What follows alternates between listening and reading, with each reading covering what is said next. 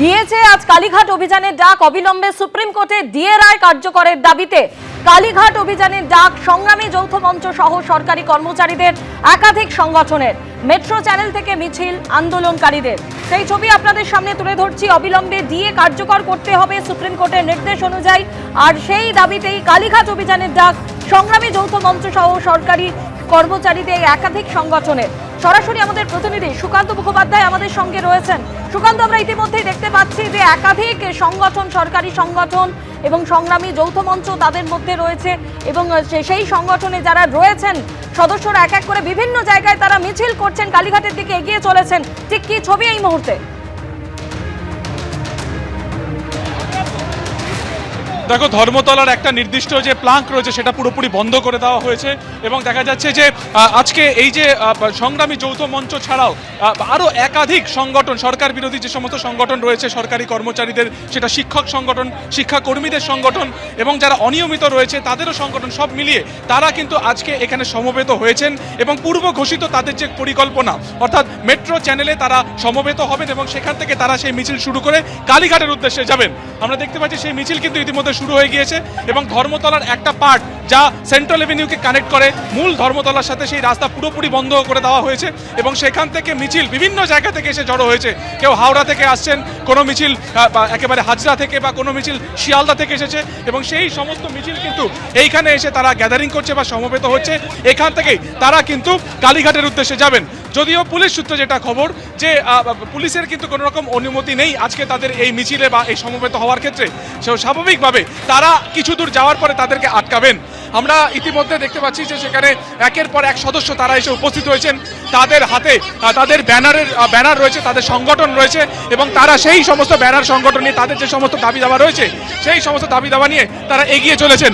এখন দেখার তাদেরকে কোথায় আটকানো হয়, অর্থাৎ পার্ক স্ট্রিট মোড়ে একটা ব্যারিকেড রয়েছে, তার আগে ইন্ডিয়ান মিউজিয়ামের কাছেও কিন্তু আরও একটি ব্যারিকেড রয়েছে। ফলত দেখার তাদের এই মিছিল কোথায় আটকানো হয়, এবং তার পরিপ্রেক্ষিতে যারা আন্দোলনকারী তারা যে সমস্ত দাবি দাওয়াকে কেন্দ্র করে আজকে রাস্তায় নেমেছেন বা তারা যে মহামিছিল করছেন, তাদের পরবর্তী পদক্ষেপ কী হয় সেটা দেখার। এবং আমরা দেখানোর চেষ্টা করছি এই মুহূর্তে প্রচুর মানুষ, তারা সংগঠনের যারা সদস্যরা রয়েছেন তারা এখানে এসেছেন, এবং তাদের যে সমস্ত দাবি দাবা রয়েছে, অর্থাৎ সুপ্রিম কোর্ট 25% ডিএ মেটানোর কথা বলেছেন, বাকিরও কমিটি গঠন করা হয়েছে। সেই পরিপ্রেক্ষিতে রাজ্য সরকার কী ব্যবস্থা নিয়েছে সেটা যেমন একটা 6 লক্ষ যে সমস্ত শূন্য পদ রয়েছে সেই শূন্য পদ পূরণ করতে হবে, সেইটা তাদের দাবি রয়েছে। যারা অনিয়মিত রয়েছে তাদেরকে নিয়মিতকরণের ক্ষেত্রে যে দাবি দাবা রয়েছে সেগুলোও রয়েছে। ফলত একাধিক সেই সমস্ত দাবি দাবার যেগুলো রয়েছে সেগুলোকে সামনে রেখে তারা আজকে মহামিছিল করছেন এবং কালীঘাটের উদ্দেশ্যে তারা রওনা দিয়েছেন। এখন দেখার যে পুলিশের তরফে তাদেরকে কোথায় আটকানো হয়, এবং তার পরিপ্রেক্ষিতে যেখানে তাদেরকে আটকাবে তারা তার পরবর্তী পদক্ষেপ কি নেন বা তার পরবর্তী কর্মসূচি তারা কি নেন সেটাই কিন্তু এখন দেখার হবে। সুকান্ত, তুমি আমাদের সঙ্গে থাকো। ধর্মতলার ছবি আপনারা দেখতে পাচ্ছেন। সংগ্রামী যৌথ মঞ্চ সহ বিভিন্ন সরকারি কর্মচারীদের একাধিক সংগঠন যারা ইতিমধ্যে মেট্রো চ্যানেল থেকে মিছিল শুরু করে দিয়েছেন এবং কালীঘাটের উদ্দেশ্যে রওনা দিয়েছেন। পার্ক স্ট্রিট, মেট্রো ব্রুজ, বিভিন্ন জায়গায় কিন্তু ইতিমধ্যেই ব্যারিকেড তৈরি করা হয়েছে এই মিছিল আটকানোর জন্য, এবং ইতিমধ্যেই ধীরে ধীরে সেই মিছিল কালীঘাটের দিকে এগিয়ে চলছে। সেই ছবি আপনাদের সামনে তুলে ধরছি।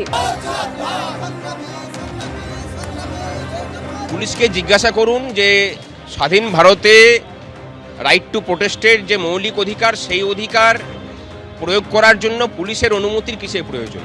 পুলিশকে আমরা যথাসময়ে ইনফরমেশন দিয়েছি, পুলিশের দায়িত্ব আইন শৃঙ্খলাটাকে রক্ষা করার। অনুমতি দেবেন কি না দেবেন সেসব নিয়ে আমরা ভাবিত নই।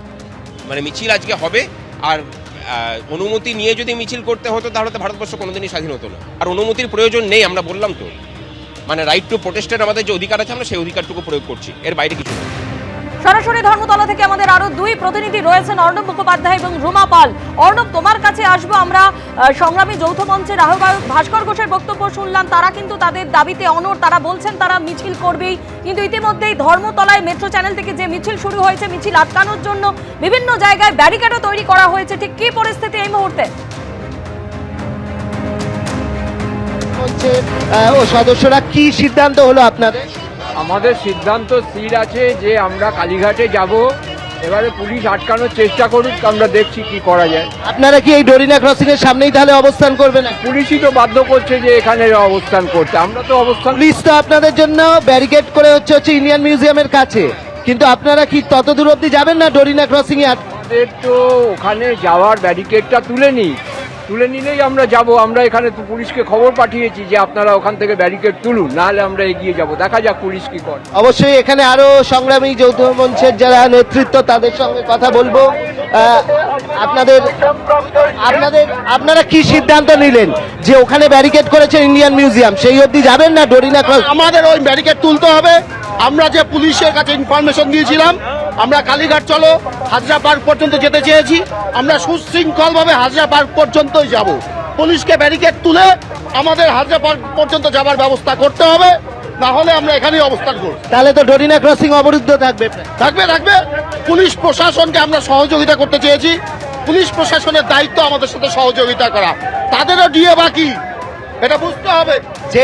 যেটা সংগ্রামী যৌথ মঞ্চের বক্তব্য যে ইন্ডিয়ান মিউজিয়ামের সামনে পুলিশ ব্যারিকেড করেছে, তার পরিকল্পনা হচ্ছে সংগ্রামী যৌথ মঞ্চের সমস্ত সদস্য রাস্তার এই লেন দিয়ে গিয়ে ইন্ডিয়ান মিউজিয়ামের সামনে যদি পৌঁছে যায়, তাহলে এই ডরিনা ক্রসিং এর এই জায়গাটা ব্লক করে দেওয়া হবে। তাহলে যানবাহন চলাচলেও অসুবিধে হবে না এবং তাদেরকে একটা জায়গায় অবরুদ্ধ করে দেওয়া হবে। এবং সেই কারণেই তারা পুলিশের ব্যারিকেড অবধি এগোননি, তারা ডরিনা ক্রসিং অর্থাৎ ধর্মতলা পুরোপুরি অচল করে দিয়ে বসে রয়েছেন। তাদের বক্তব্য হচ্ছে হয় ব্যারিকেড তুলতে হবে, ব্যারিকেড তুলে হাজরা অবধি যেতে দিতে হবে, তবে তারা এই ধর্মতলার যে মোড়টা রয়েছে সেই মোড়টা ছাড়বেন। অর্থাৎ তারা মনে করছেন যে পুলিশের পরিকল্পনা যে ধর্মতলার মোড়টা যাতে অবরুদ্ধ না হয় এবং এই সংগ্রামী যৌথ মঞ্চের সবাই যাতে একদম নিউ মার্কেটের সামনে দিয়ে ঠিক গিয়ে ব্রিজের কাছাকাছি তারা আটকে যান, এই জায়গাটা ব্লক করবে। কিন্তু এটা সংগ্রামী যৌথ মঞ্চ তারা করতে দিতে চাইছেন না। সেই কারণে তোমাকে দেখাবো যে এই মুহূর্তে ধর্মতলা মোড় প্রায় পুরোপুরি অবরুদ্ধ হয়ে রয়েছে এবং তাদের বক্তব্য যে যবে ব্যারিকেড তোলা হবে তবে তারা এগোবেন, না হলে তারা ব্যারিকেড অবধি যাবেনই না, তারা এই মোড়ের মাথাতেই অবস্থান করে বসে থাকবেন।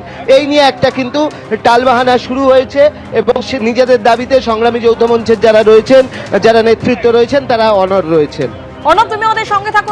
এবিপি আনন্দ, এগিয়ে থাকে, এগিয়ে রাখে।